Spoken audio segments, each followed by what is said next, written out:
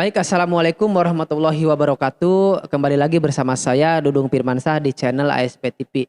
Nah, pada edisi kali ini saya Dudung Firmansyah akan menjelaskan mengenai mengapa benda milik korban tindak pidana malah disita oleh polisi. Terus apa sih alasannya kenapa itu bisa terjadi? Tentunya saya akan menjelaskan namun setelah yang satu ini.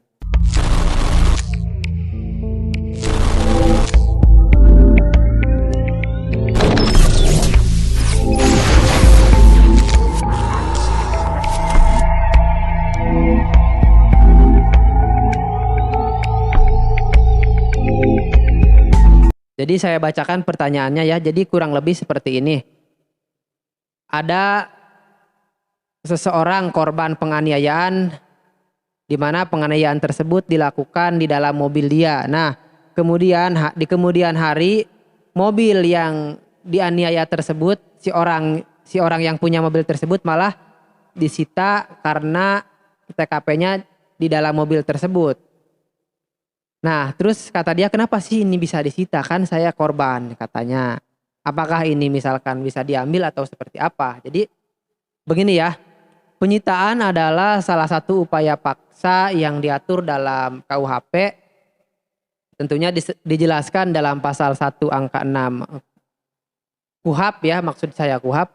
Nah, adapun benda-benda yang dapat dikenakan penyitaan tentunya dijelaskan dalam pasal 39 ayat 1 KUHP. Nah, berdasarkan pertanyaan yang tadi, oleh karena tempat kejadian perkara berada di dalam mobil Anda, maka sebagai benda yang mempunyai hubungan langsung dengan tindak pidana sebagaimana dimaksud dalam pasal 39 ayat 1 huruf E KUHP, bahwa penyidik dapat mengenakan penyitaan terhadap mobil guna kepentingan pembuktian dalam penyidikan, penuntutan, serta persidangan nantinya. Nah, namun meski demikian tentunya Anda tidak perlu khawatir akan kehilangan mobil tersebut.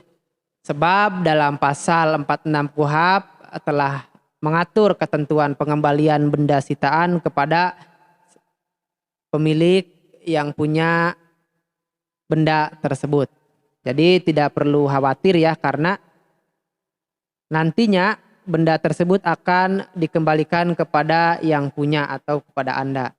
Nah, dalam pasal 46 KUHP dijelaskan bahwa benda yang dikenakan penyitaan dikembalikan kepada orang atau kepada mereka dari siapa benda itu disita, atau kepada orang atau kepada mereka yang paling berhak apabila kepentingan penyidikan dan penuntutan tidak memerlukan lagi.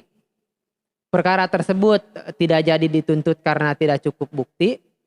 Yang ketiga, perkara tersebut dikesampingkan untuk kepentingan umum. Dan poin selanjutnya, apabila perkara sudah diputus, maka benda yang dikenakan penyitaan tadi akan dikembalikan kepada pemilik benda tersebut.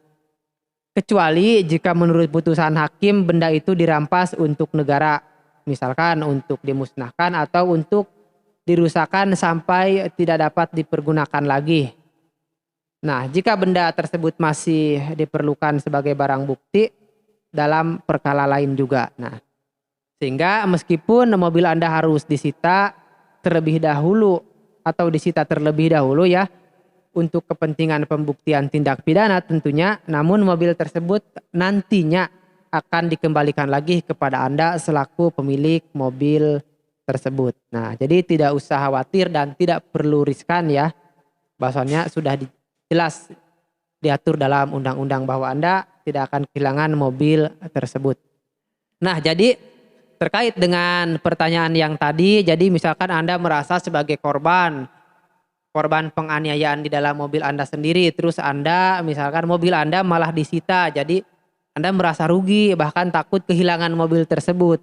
Nah, tentunya Anda tidak perlu khawatir, tidak perlu riskan, bahwasannya memang itu dilakukan sebagaimana mestinya dan Anda akan mendapatkan mobil Anda kembali ketika memang sudah tidak diperlukan lagi, atau misalkan kasusnya sudah beres, ataupun dengan alasan yang memang mobil Anda bisa dikembalikan. Jadi jangan pernah takut atau tidak perlu riskan ya, karena mobil Anda pasti akan kembali ke tangan Anda kembali. Mungkin itu saja dari saya, kurangnya saya mohon maaf. Terima kasih. Wassalamualaikum warahmatullahi wabarakatuh.